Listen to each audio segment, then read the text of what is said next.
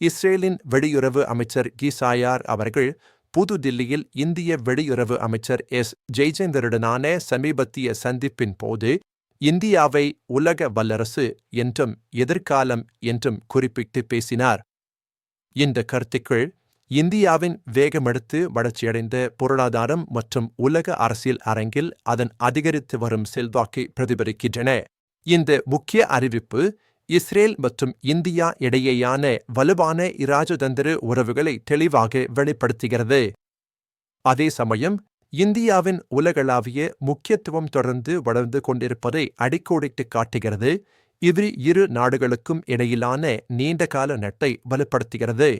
சாயார் அவர்கள் இந்தியாவின் அசாதாரண பொருளாதார வளர்ச்சியை, உலக அரசியல் அரங்கில் அதன் வலுவான செல்வாக்கை, மேலும் உலகின் மிகப்பெரிய ஜனநாயக நாடாக விளங்கும் அதன் தனித்துவமான நிலையை விமர்சன ரீதியாக பாராட்டினார். இந்த பாராட்டுகள் இந்தியாவின் உள்கட்டமைப்பு மற்றும் தொழில்நுட்ப முன்னேற்றங்களை அடிப்படையாக கொண்டவை.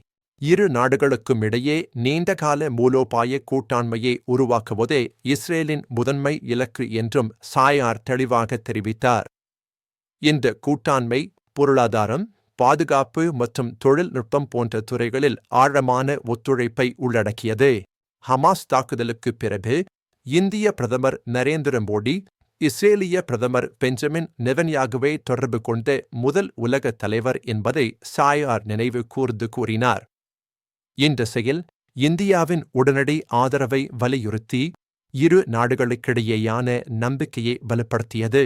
இது இஸ்ரேலுக்கு இந்தியாவின் ஆதரவின் மிகுந்த முக்கியத்துவத்தை தெளிவுபடுத்தியது. சாயார், இரு நாடுகளும் பயங்கரவாத அச்சுறுத்தல்களை ஒரே மாதிரியாக எதிர்கொள்கின்றன என்றும் பயங்கரவாதத்திற்கு எதிரான பூஜ்ய சகிப்புத்தன்மை கொண்ட அணுகுமுறையை வலியுறுத்த வேண்டும் என்றும் வலியுறுத்தினார். இந்தியா 1950ஆம் ஆண்டு இஸ்ரேலை அங்கீகரித்தது. ஆனால் முழுமையான இராஜதந்திர உறவுகள் 1992ஆம் ஆண்டு மட்டுமே நிறுவப்பட்டன. இந்த வரலாற்று பின்னணி இரு நாடுகளுக்கும் இடையிலான உறவுகளின் அடித்தளத்தை வலுவாக்கியது. அதன் பிறகு பொருளாதாரம், இராணுவம், விவசாயம் மற்றும் அரசியல் துறைகளில் உறவுகள் படிப்படியாக விரிவடைந்து வலுப்பட்டன. இந்த ஒத்துழைப்புகள் இரு நாடுகளின் பரஸ்பர நலன்களை மேம்படுத்தி உறவுகளை ஆழப்படுத்தின. சமீபத்திய ஆண்டுகளில் உயர் தொழில்நுட்ப கூட்டாண்மைக்கு கூடுதல் முக்கியத்துவம் அளிக்கப்பட்டு வருகிறது. 2019ஆம் ஆண்டு இந்தியா இஸ்ரேலின் 3வது பெரிய ஆசிய வர்த்தக பங்காளியாக இருந்தது. இது வர்த்தக உறவுகளின் வலிமையை காட்டுகிறது. 2022ஆம் ஆண்டு இஸ்ரேல் இந்தியாவின் 2வது பெரிய இராணுவ உபகரண சப்ளையராக விளங்கியது.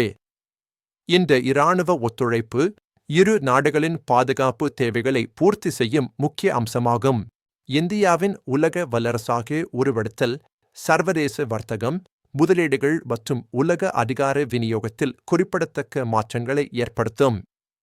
இது உலகளாவிய பொருளாதார அமைப்பில் இந்தியாவின் பங்கை மேலும் வலுப்படுத்தும். இந்தியாவின் எழுச்சி உலகளாவிய அரசியல் மற்றும் பொருளாதார அமைப்பில் பெரிய மேற்கு கிழக்கு மாற்றத்தின் ஒரு முக்கிய பகுதியாகும். இதன் விளைவாக புதிய கூட்டணி அமைப்புகள் மற்றும் இராஜதந்திர உறவுகள் உருவாக வாய்ப்புள்ளன.